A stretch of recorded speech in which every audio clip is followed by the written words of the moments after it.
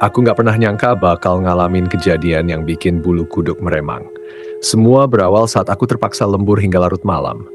Karena nggak ada angkutan lagi, aku harus pulang dengan berjalan kaki melewati jalur pintas di dekat rel kereta yang sudah lama ditinggalkan. Jalanan itu gelap, sunyi, dan penuh dengan semak belukar. Hanya suara angin dan gemerisik dedaunan yang menemani.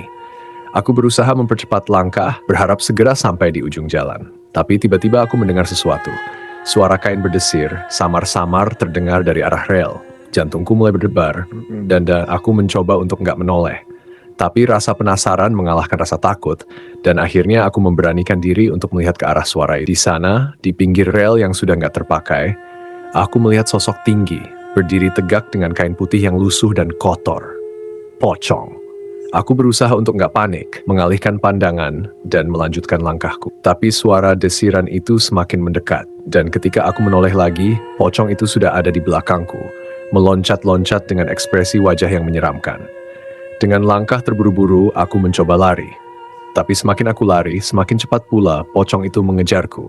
Hingga akhirnya aku terpeleset dan jatuh. Pocong itu berhenti tepat di depanku. Wajahnya tampak lebih jelas dengan mata kosong yang menyiratkan kematian. Tiba-tiba pocong itu mengeluarkan suara serak. "Tolong, lepaskan, ikatan." Dengan gemetar, aku sadar kalau pocong itu mungkin terjebak di antara dua dunia karena ikatannya belum dilepas. Aku berdoa sejenak, menutup mata, lalu dengan perlahan membuka kembali. Dan saat itu, pocong itu sudah hilang. Yang tersisa hanya bekas loncatan dan daun-daun yang bergoyang pelan tertiup angin. Sejak malam itu, aku nggak pernah lewat jalur pintas itu lagi. Tapi bisikannya masih terngiang di telinga, "Tolong lepaskan ikatan." Setelah kejadian itu, aku merasa nggak tenang setiap kali pulang malam. Rasanya selalu ada yang mengawasi dari kejauhan, meski nggak ada siapa-siapa. Aku mencoba mengabaikannya, tapi bayangan pocong itu terus terngiang-ngiang. Setiap malam aku teringat wajahnya yang kosong dan suara seraknya yang minta dilepaskan dari ikatan. Sampai suatu hari aku memutuskan untuk mencari tahu. Aku cerita ke Pak Udin, penjaga kantor yang sudah lama bekerja di situ. Dengan suara pelan, Pak Udin mulai bercerita tentang seorang pemuda yang meninggal secara misterius di sekitar rel tua itu. Konon pemuda itu ditemukan dalam keadaan terbungkus kain kafan, tapi keluarganya lupa membuka ikatannya sebelum dikubur. Sejak saat itu, arwahnya nggak pernah tenang, berkeliaran di sekitar rel untuk meminta bantuan orang yang lewat. Dengar cerita itu, bulu kuduku berdiri. Tapi daripada terus dihantui rasa takut, aku memutuskan untuk mencoba membantu arwah pemuda itu. Dengan ditemani Pak Udin, malam itu kami mendatangi rel tua. Kami membawa beberapa perlengkapan untuk berdoa dan membuka ikatan pocong, berharap ini bisa menenangkan arwahnya. Kami berdoa bersama-sama, mengucapkan kata-kata penenang. Lalu dengan perlahan aku merasakan hawa dingin menusuk tulang. Tiba-tiba di ujung rel terlihat bayangan putih itu, berdiri diam dengan tatapan kosong ke arah kami. Aku dan Pak Udin saling bertatapan, tapi kami tetap melanjutkan doa. Dengan suara bergetar, aku berkata, "Semoga kau tenang di alam sana, ikatanmu akan kami lepaskan." Perlahan bayangan pocong itu tampak memudar, wajahnya mulai terlihat lebih damai. Beberapa saat kemudian, bayangan itu benar-benar hilang dan malam terasa lebih hangat. Sejak kejadian itu, aku nggak pernah melihat atau merasakan kehadirannya lagi di jalur rel tua itu.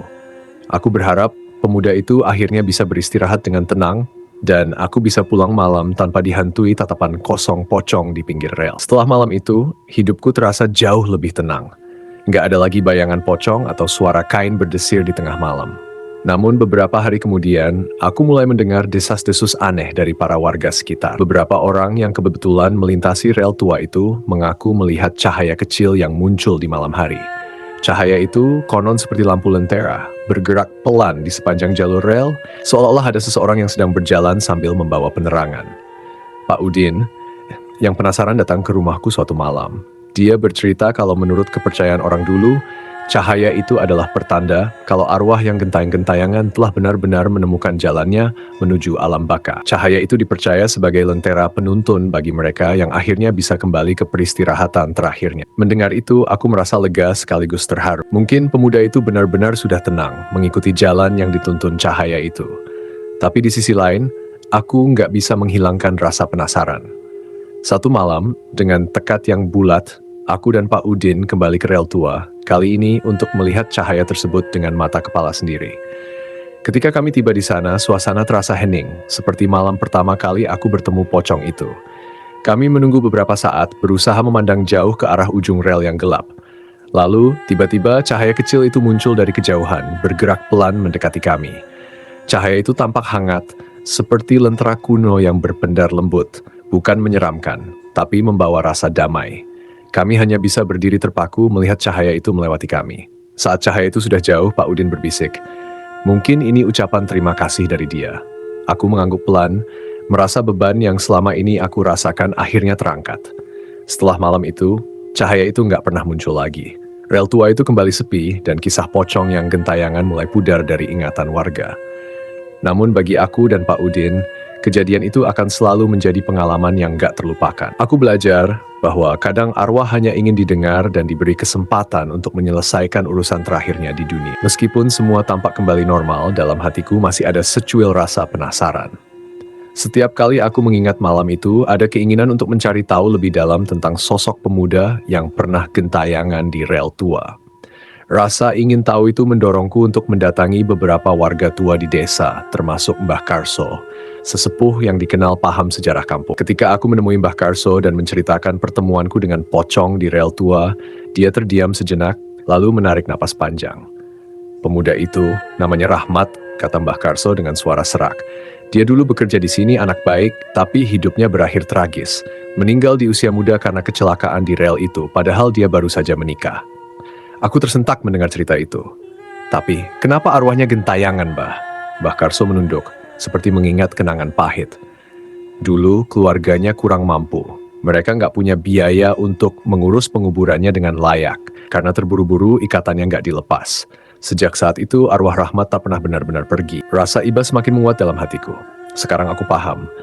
Pemuda itu nggak hanya kehilangan hidupnya secara tragis, tapi juga nggak diberi penghormatan terakhir yang seharusnya. "Apakah keluarganya masih ada, Mbah?" Mbah Karso menggeleng. "Keluarganya pindah ke kota setelah tragedi itu. Sudah lama tak ada kabarnya. Mungkin ini alasan arwah Rahmat gentayangan, seperti mencari kepastian bahwa dia nggak dilupakan." Aku mengucapkan terima kasih pada Mbah Karso, pulang dengan pikiran penuh. Malam itu, sebelum tidur, aku memanjatkan doa khusus untuk Rahmat, berharap arwahnya benar-benar bisa beristirahat dalam damai. Sejak malam itu, tak pernah lagi ada gangguan. Setiap kali aku lewat rel tua itu, hanya rasa hening dan damai yang menyelimutiku. Mungkin Rahmat akhirnya telah menemukan ketenangan, dan aku merasa lega karena bisa membantu menyelesaikan kisahnya yang dulu belum usai. Kini, setiap aku melihat cahaya kecil yang samar di kejauhan, aku percaya itu adalah tanda bahwa Rahmat telah benar-benar pergi. Dan di balik pertemuan yang menyeramkan itu, aku merasa telah menunaikan sebuah tugas yang mulia, membantu seseorang untuk akhirnya menemukan jalan pulang.